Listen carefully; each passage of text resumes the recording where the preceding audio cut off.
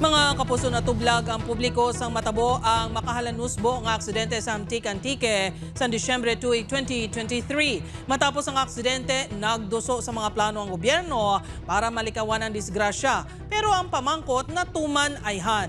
Ibaloon ta sa special report ni Kim Salinas.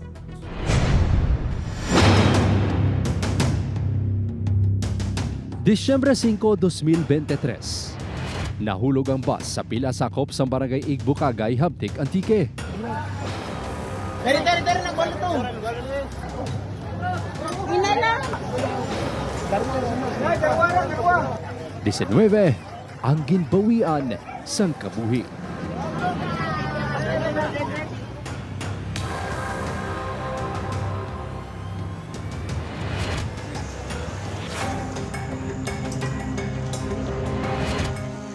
Masobra na dawa katuig matapos ang aksidente.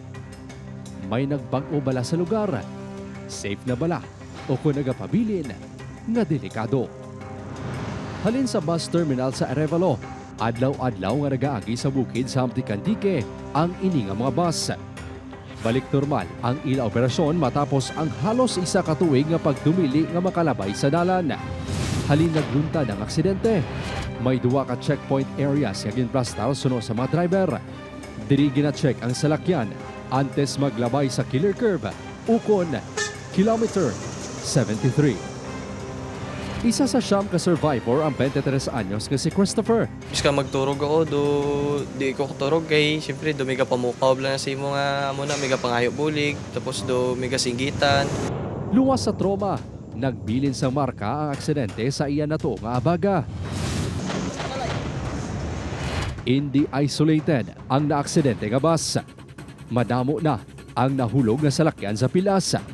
Ginapahayag hindi magnubo sa 50 ang napatay. Gani ang dalan ginbansagan nga killer curve.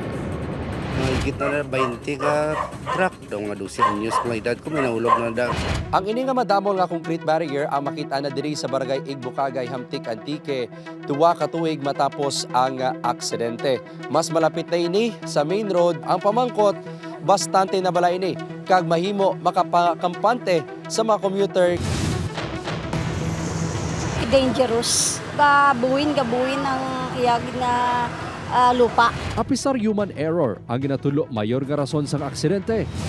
Kinakonsiderar man ang mechanical kag ang geographical aspects ng lugar. Walang assurance sa kung tataasan natin yung concrete barrier, hindi natin pwede gawin yon. Kasi pag magkaroon ng impact doon sa sabog, makakadamay pa po. Solusyon sang DPWH nga utdon ang bukid. Magahimo sang 4 lanes nga dalan nga magalaba sang 512 meters halin sa Welcome Antique marker. 230 million pesos ang kinahanglan sa road rerouting project. Apang tubtub sumong wala mapunduhan.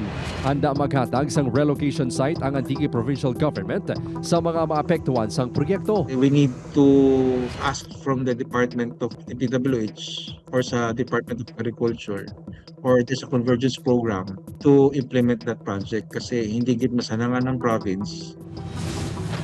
Ini ang sitwasyon sang naaksidente nga bus. Masumo lang kay kung ano ini kadasig, amo man kahinay ang pag-akto sa ginaplano nga proyekto. Kurbada nga dalan kag human error lang bala ang rason sang nagadamo nga aksidente sa killer curve sa Hamtik.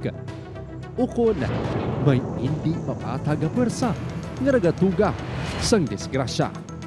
Upod kay Romel Porquia, Kim Salinas ang naga Ratsada.